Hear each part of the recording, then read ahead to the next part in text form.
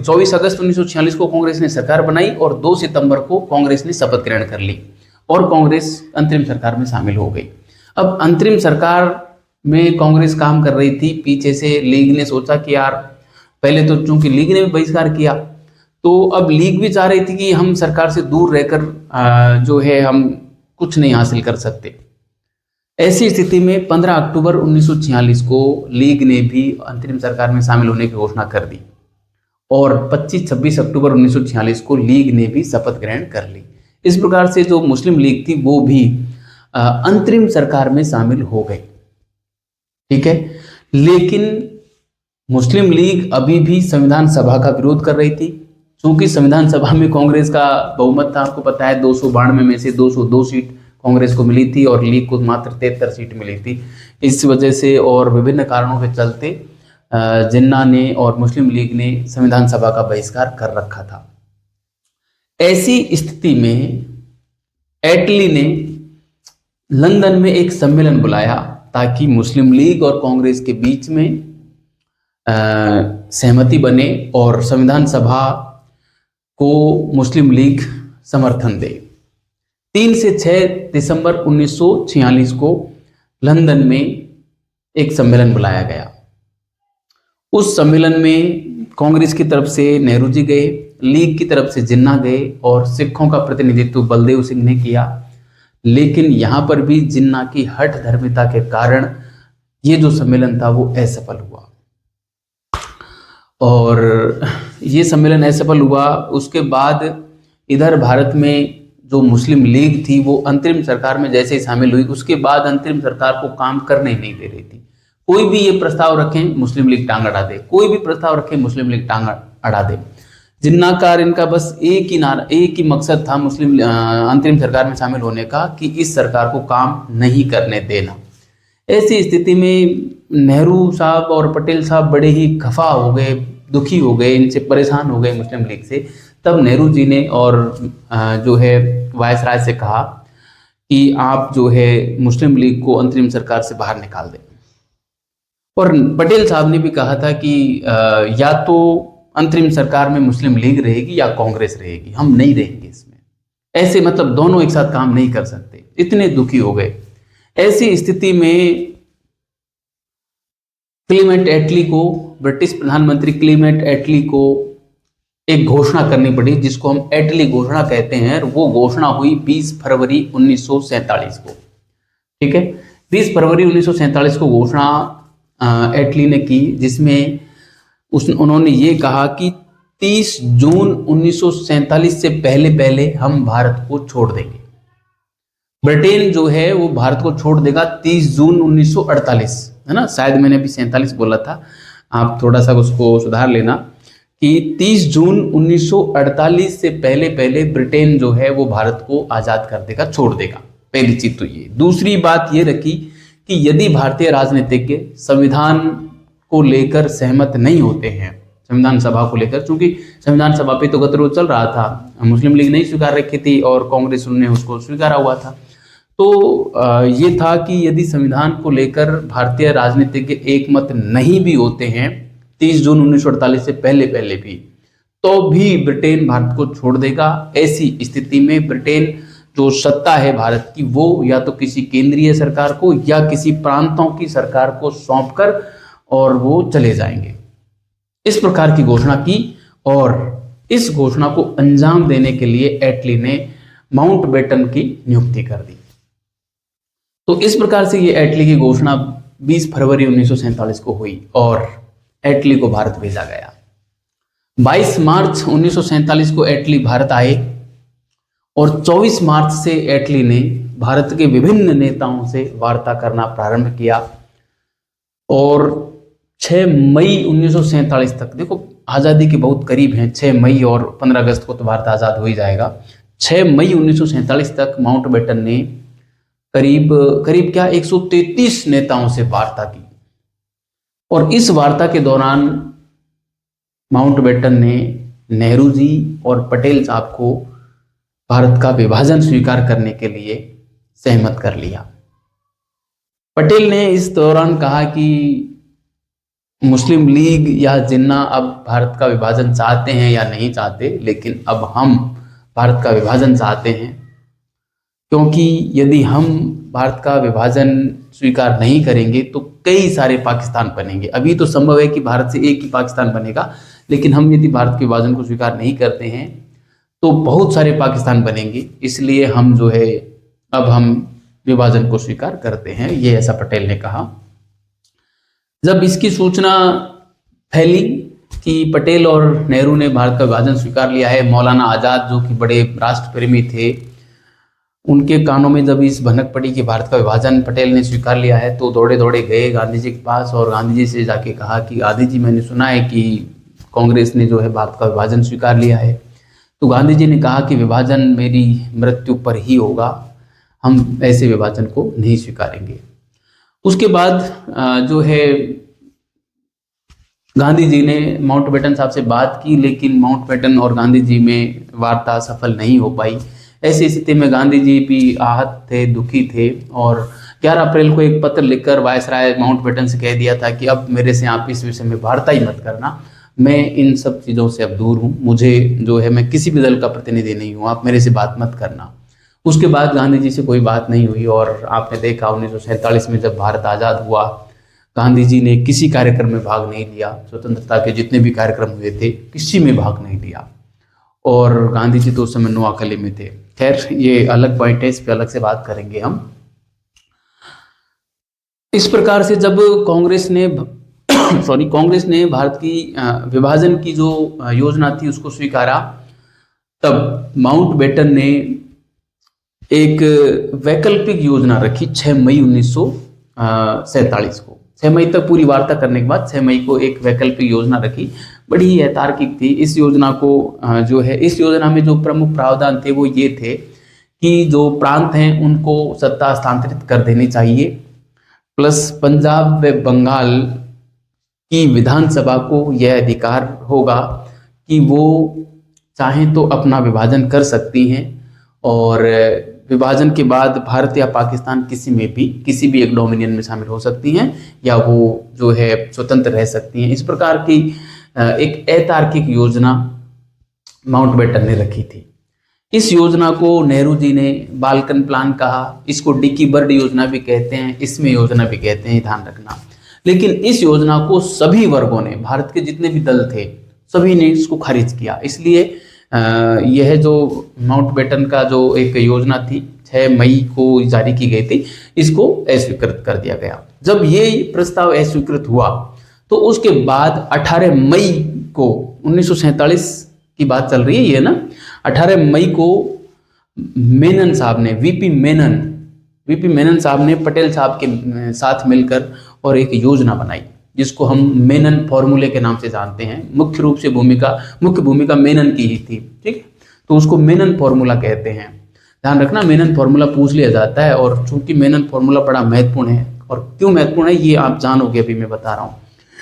मेनन फॉर्मूले में ये था कि इन्होंने अंग्रेजों से कहा कि भारत का विभाजन कर देना चाहिए और 2 डोमिनियन बना दो, भारत और पाकिस्तान, और सत्ता दोनों को हस्तांतरित कर दो। सीधी सी बात थी, एक ही ये योजना, एक ही इसमें प्रावधान था। इस प्रावधान को माउंटबेटन ने जब सुना तो माउंटबेटन और वीपी मेनन साहब दोनों चले गए लंदन में ब्रिटिश प्रधानमंत्री से बात करने। भारत में कार्यवाहक जो गवर्नर था वो काल्विन को नियुक्त कर दिया गया।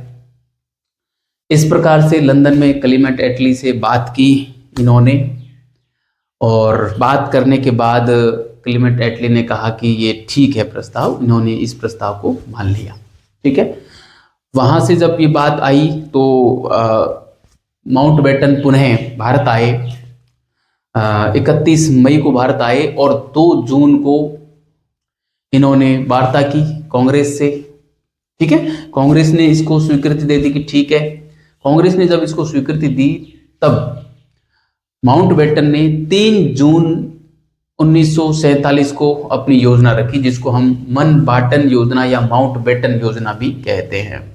अब इस योजना में क्या क्या प्रावधान थे देखिए। इस योजना में प्रावधान थे कि भारत व पाकिस्तान 2 डोमिनियन बनेंगे, दोनों को सत्ता हस्तांतरित कर दी जाएगी और दोनों के पास ये अधिकार रहेगा कि वो राष्ट्रमंडल को स्वीकारे, राष्ट्रमंडल की सदस्यता स्वीकारें या नहीं स्वीकारें, दोनों के ऊपर डिपेंड था, पहला। दूसरा ये कि संविधान सभा द्वारा बनाया गया संविधान उन क्षेत्रों में लागू नहीं होगा जिन क्षेत्रों ने इसको मान्यता नहीं दी है, ठीक है, एक ये हो गया। इसके अलावा इसमें ये था कि पंजाब और बंगाल की जो विधानसभाएं हैं उनकी पृथक बैठकें होंगी और उस बैठक में यह निर्णय लिया जाएगा कि इनको भारत या पाकिस्तान किस में शामिल होना है ना, ये इनके ऊपर था। इसके अलावा एक सीमा आयोग जो विभाजन होगा वो सीमा आयोग तय करेगा, सीमा आयोग बिठाया जाएगा, ठीक है। इसके तहत आगे जुलाई 1947 में सीमा आयोग बिठाया भी गया था, रेड क्लिफ आयोग, आपको पता होगा। इसके अलावा जो रियासतें थी उनको स्वतंत्र अधिकार दिए गए कि आप चाहें तो भारत में मिल सकते हैं, आप चाहें तो पाकिस्तान मिल सकते हैं और आप चाहें तो ब्रिटेन के अधीन यथावत स्थिति जो भी चल रही है उसमें भी रह सकते हैं, ठीक है, एक ये प्रावधान था। इसके अलावा जो नॉर्थ वेस्ट फ्रंटियर प्रांत है और असम का सिलहट क्षेत्र है, इन दोनों क्षेत्रों में जनमत कराए जाने की बात थी। जनमत के बाद ही तय होगा कि इनको भारत या पाकिस्तान किस में मिलना है। तो इस प्रकार से 3 जून 1947 को ये माउंटबेटन या मन बाटन योजना माउंटबेटन के द्वारा रखी गई, ठीक है। अब इस योजना को कांग्रेस के अधिवेशन में पारित करना था, इसलिए 14-15 जून को दिल्ली में 1947 की बात चल ही रही है, 14-15 जून 1947 को दिल्ली में all India working Congress committee की बैठक हुई, ठीक है। इस बैठक में यानी कि कांग्रेस की बैठक हुई, इस बैठक की अध्यक्षता जेपी कृपलानी ने की और भारत की स्वतंत्रता का जो प्रस्ताव था वो रखा जेपी पंत साहब ने, यह कहते हुए कि भारत की स्वतंत्रता का यह एकमात्र रास्ता है, यानी कि भारत का विभाजन। इस प्रस्ताव पर कुल 218 मत पड़े, जिसमें से 157 मत इसके पक्ष में पड़े, 29 मत इसके विपक्ष में पड़े और 32 मत ऐसे थे जो तटस्थ रहे, उन्होंने कहीं पर भी मत नहीं दिया। ऐसी स्थिति में यह जो प्रस्ताव था वो बहुमत से पारित हो गया और बहुमत से जब कांग्रेस ने भारत की स्वतंत्रता के जो बिल को पारित किया, माउंटबेटन योजना को पारित किया, तब यह विधेयक भारत स्वतंत्रता विधेयक 1947 के नाम से ब्रिटिश संसद में रखा गया 4-5 जुलाई के आसपास, ठीक है। 15 जुलाई को ब्रिटेन की जो हाउस ऑफ कॉमन्स था, मतलब जो अपने भारत की तरह लोकसभा होती है उसको वहां पे हाउस ऑफ कॉमन्स बोलते हैं, उसमें पारित हुआ। फिर जैसे भारत में जो राज्यसभा होती है ऐसे वहां पे लॉर्ड सभा होती है ब्रिटेन में, तो लॉर्ड सभा में 16 जुलाई को पारित हुआ। और फिर जैसे हमारे भारत में राष्ट्रपति होता है ऐसे ही ब्रिटेन में सम्राट होता है, तो फिर सम्राट जॉर्ज पंचम ने 18 जुलाई को उस पर सिग्नेचर कर दिए, ठीक है। तो 15 जुलाई को हाउस ऑफ कॉमन्स ने, 16 जुलाई को हाउस ऑफ लॉर्ड ने और 18 जुलाई को ब्रिटिश सम्राट जॉर्ज पंचम ने इस पर सिग्नेचर किए और जैसे ही सिग्नेचर किए भारत स्वतंत्रता विधेयक जो था वो अधिनियम बन गया, ठीक है। और 15 अगस्त 1947 से भारत आजाद हो ही गया। क्या था इस अधिनियम में, इसके बारे में मैं आपको कुछ बातें बता देता हूं। वैसे तो इसमें महज 20 अनुच्छेद थे और 3 अनुसूचियां थी। खैर 20 के 20 अनुच्छेद तो मेरे को याद नहीं है, लेकिन कुछ अनुच्छेद जो बड़े महत्वपूर्ण हैं और उसके मूल स्ट्रक्चर को प्रभावित करते हैं वो मैं आपको बता देता हूं। पहली बात तो यही थी कि भारत का विभाजन होगा, 2 डोमिनियन बनेंगे, भारत व पाकिस्तान, दोनों को सत्ता हस्तांतरित कर दी जाएगी और दोनों के पास यह अधिकार होगा कि वो कॉमनवेल्थ की सदस्यता ले या नहीं ले, उनके ऊपर रहेगा, पहला। दूसरा ये था कि दोनों ही जो डोमिनियन बनेंगे इन दोनों को अपनी अपनी संविधान सभा बनाने का और संविधान बनाने का अधिकार था और जब तक नई संविधान सभा नहीं बने और नई संविधान सभा के द्वारा बनाया गया संविधान नहीं बने, तब तक अभी जो संविधान सभा बनाई गई है, जो काम कर रही है, वही संविधान सभा ही विधानमंडल के रूप में काम करते हुए और भारत शासन अधिनियम 1935 के तहत शासन करेगी, यह बात थी, ठीक है। इसके अलावा रियासतों को स्वतंत्र अधिकार दिए गए कि वो भारत या पाकिस्तान किसी में भी मिल सकती थी, ठीक है। और जो पूर्वी पंजाब है, पश्चिमी पंजाब, पूर्वी बंगाल, सिंध, बलूचिस्तान, इन क्षेत्रों को और सिलहट क्षेत्र, इन क्षेत्रों को पाकिस्तान में शामिल कर दिया गया। ठीक है, और इस प्रकार से यह भारत का जो स्वतंत्रता अधिनियम था वो हमारे लागू हो गया और 15 अगस्त 1947 को भारत आज़ाद हो गया। तो ये था प्यारे साथियों हमारी स्वतंत्रता तक का एक कहानी पूरी। अब हम अगली क्लास में देखेंगे यहाँ से आगे की बात कि किस प्रकार से भारत का विभाजन हुआ, क्या भारत का विभाजन रोका जा सकता था, भारत के विभाजन के लिए कौन जिम्मेदार था, क्या भारत के विभाजन के लिए जिन्ना जिम्मेदार थे या नहीं थे, भारत का विभाजन नहीं होता तो क्या होता, है ना। और मतलब तमाम बातों को हम यहाँ पर अगली क्लास में करेंगे। अगली क्लास जो होगी वो एकदम क्रिटिकली क्लास होगी, वहाँ से सवाल पूछे जाने की संभावना बहुत अधिक है ना। तो इस प्रकार से जो है हम करेंगे। ये हमारे स्वतंत्रता का जो इतिहास था वो पूरा हुआ। आपको पता होगा स्वतंत्रता जब भारत को मिली उस समय गांधी जी किसी भी कार्यक्रम में शामिल नहीं हुए और सब कुछ नेहरू जी देख रहे थे। जो हमारे दिल्ली का जो लाल किला था वहाँ से ब्रिटिश यूनियन जैक नीचे उतारा, भारत का तिरंगा ऊपर चढ़ाया गया और नेहरू जी ने ट्रस्ट विद डेस्टिनी नाम से एक बहुत गजब का व्याख्यान दिया जिसमें कहा कि जब पूरा विश्व सो रहा होगा, जब संपूर्ण दुनिया सो रही होगी, तब मध्यरात्रि को कोई देश अपनी आज़ादी मना रहा होगा। इस प्रकार से जो है माहौल था। पूरी दिल्ली का जो मानसून था वो दिल्ली के लोगों को भिगो रहा था। यही आलम करोड़ों जोड़ी हिंदुस्तानियों का भी था, क्योंकि आंखें सभी की छलक रही थी। कुछ गम के आंसू थे तो कुछ के खुशी के आंसू थे। गम इसलिए कि भारत विभाजन के समय जो सांप्रदायिक हिंसा हुई बड़ी भयंकर थी, गदर फिल्म में आप लोगों ने देखा ही होगा। इसके अलावा खुशी तो थी ही कि हम आज़ाद हो गए, हमें अब वोट देने का अधिकार मिलेगा, स्वतंत्र घूमने का अधिकार मिलेगा, स्वतंत्रता का, समानता का और ये सब अधिकार मिलेंगे, तो खुशी तो थी। तो ठीक है प्यारे साथियों, करेंगे अगली क्लास में। तब तक के लिए बहुत बहुत धन्यवाद। और किसी भी प्रकार का प्रश्न हो तो कमेंट जरूर करना। आपको जो व्हाट्सएप नंबर दिख रहा है इस नंबर पे आप कमेंट करना, मैं आपके प्रत्येक सवाल का जवाब अवश्य दूंगा।